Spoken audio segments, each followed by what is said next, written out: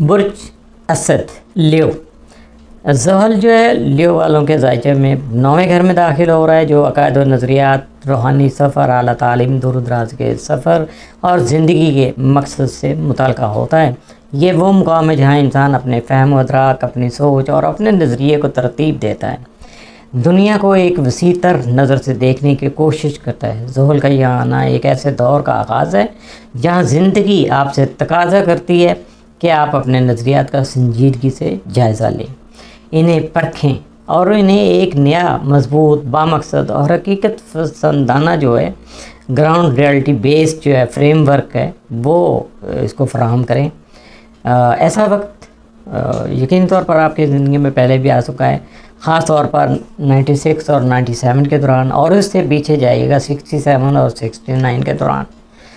اگر اس عرصہ میں آپ نے کسی اعلیٰ تعلیمی ادارے میں داخلہ لیا، کسی نظریاتی یا روحانی بحران سے گزرے یا بیرون ملک سفر کیا، تو وہ یادیں اور تجربات اب نئے انداز سے واپس آ سکتے ہیں اور ان کی ایک نئی شکل آپ کے سامنے آئے گی۔ فرق صرف اتنا ہی ہوگا کہ اب آپ زیادہ بالغ، سنجیدہ اور باشعور ہیں، بہت زیادہ میچور ہو چکے ہیں، ایکسپیرینس آپ کو مل چکا ہے۔ تو زحل جو ہے 9ویں گھر میں صرف کتابی علم یا عقیدے کی بات نہیں کرتا، بلکہ زندگی کے اصل مقصد کی تلاش کا جو وقت ہے یہ اس کو ہائی لائٹ کرتا ہے۔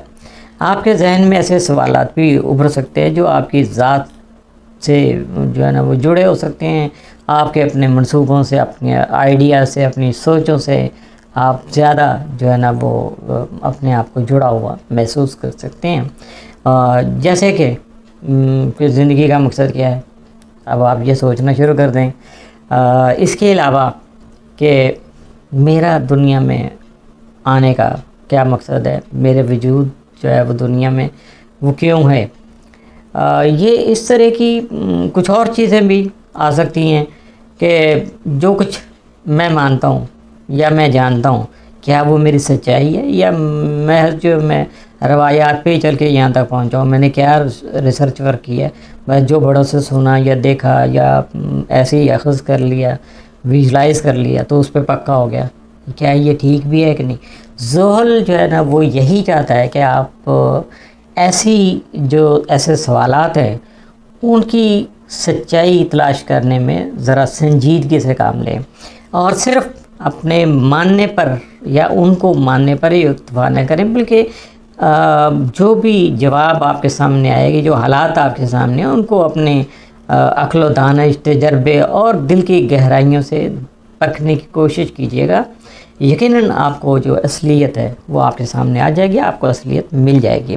اگر آپ نے تعلیم جو ہے نا پہلے ادھوری چھوڑ دی تھی تو یہ وقت ہے اسے مکمل کرنے کا، کر سکیں گے۔ کوئی نیا کورس جو ہے وہ اختیار کر سکتے ہیں، نئی مہارت یعنی کوئی سکل جو ہے وہ، یا اعلیٰ تعلیم کی طرف واپسی آپ کے لیے فائدہ مند ثابت ہو سکتی ہے، بشرطے کہ آپ صبر و تحمل اور تسلسل کے ساتھ محنت کرتے رہیں۔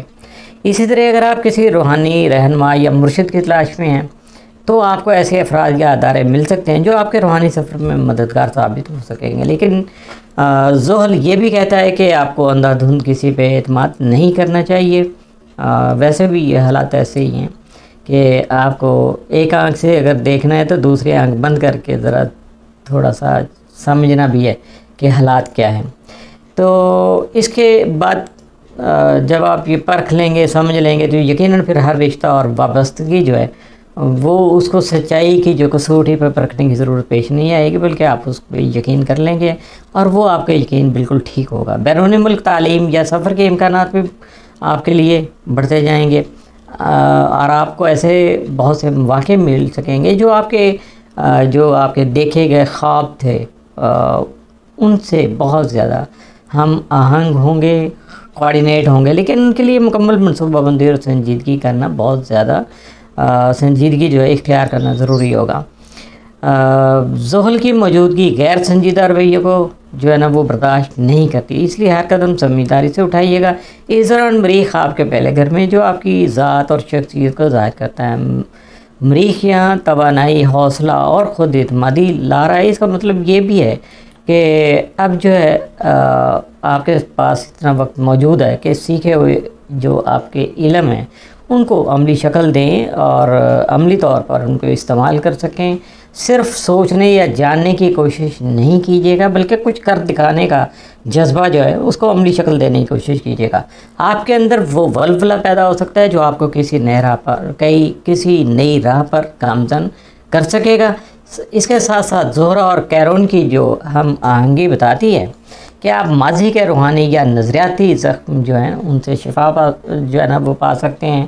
اگر آپ کو پہلے سے کسی روحانی تجربے سے دھوکہ یا موجوسی ہوئی تو اب وقت ہے کہ ان زخموں کو بھر جانے دیا جائے اور ایک نئی سمجھ بوجھ کے ساتھ آگے بڑھا جائے۔ لیکن یہ شفا اندھی تقلید سے جو ہے نا وہ نہیں ملے گی، یہ ذہن میں رکھیے گا۔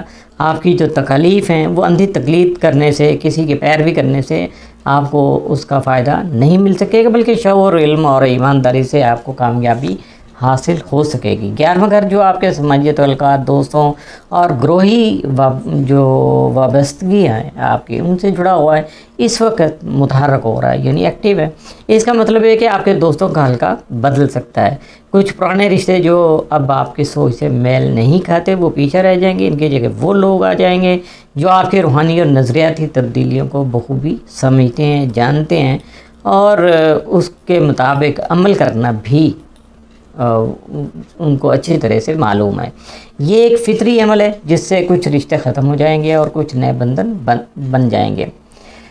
مالی معاملات کی بات اگر کی جائے تو مشتری اس وقت آپ کے دوسرے گھر میں موجود ہے جو آمدن اور مالی وسائل کا گھر ہے۔ یہ ایک نہایت خوش آئند علامت ہے کہ دولت اور آمدنی میں اضافہ ممکن ہے، مگر مشتری یہ بھی چاہے گا کہ آپ صرف دولت کے پیچھے نہیں بھاگیے گا، بلکہ اپنے ذرائع آمدنی کو اپنی روحانی سچائی اور اخلاقی اصولوں کے ساتھ جو ہے نا وہ کوارڈینیٹ کرنے کی کوشش کیجیے گا۔ آپ کو یہ سوچنے کی ضرورت بھی پیش آ سکتی ہے کہ آپ جو کچھ کماتے ہیں کیا وہ آپ کی روحانی اقدار سے میل کھاتا ہے؟ اگر ہاں تو یہی وہ بنیاد ہوگی جو آپ کے مالی استحکام کو پائیدار بنا سکے گی۔